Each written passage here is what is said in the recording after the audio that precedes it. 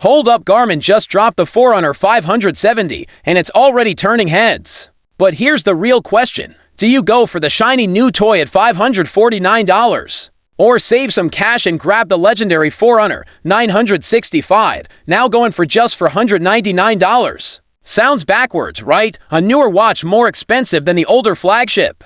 Let's unpack this smartwatch showdown because the answer's not as obvious as you think. Alright.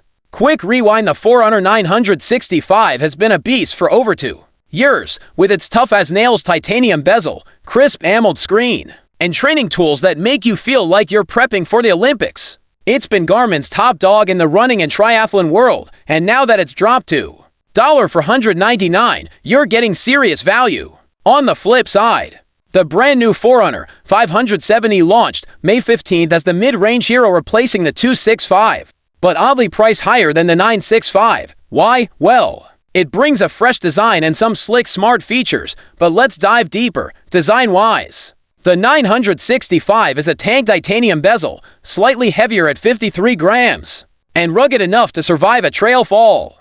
The 570, it's got an aluminum bezel, still premium but not quite Iron Man level.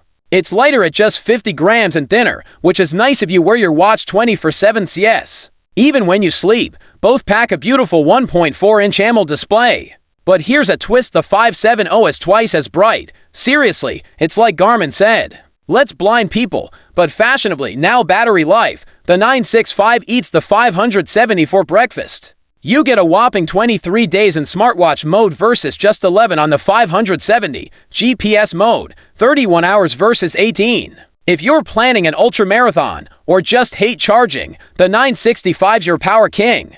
And let's talk storage, 32 gigabytes on the 965 for music, maps, and whatever else your heart desires. The 570, just 8 gigabytes and no onboard maps. You do get basic navigation, but no ClimPro or advanced terrain tools, so if you like getting lost in the mountains with confidence, you know which way to go. But here's where the 570 punches back. It's got a mic and speaker, yep, voice calling, voice commands, and yelling at your watch to start a timer is now totally a thing. The 965, dead silent. Also, the 570 gets fancy with skin temperature tracking and an evening report, telling you how your day and night went. Great for health nerds or just anyone who loves data. Both watches are packed with sport modes, but the 570 sneaks in a few that the 965 doesn't have, like obstacle course racing, mobility workouts, and some fun ones like fishing, hunting, and even horseback riding. The 965 still leads in high-end metrics: real-time stamina, endurance score,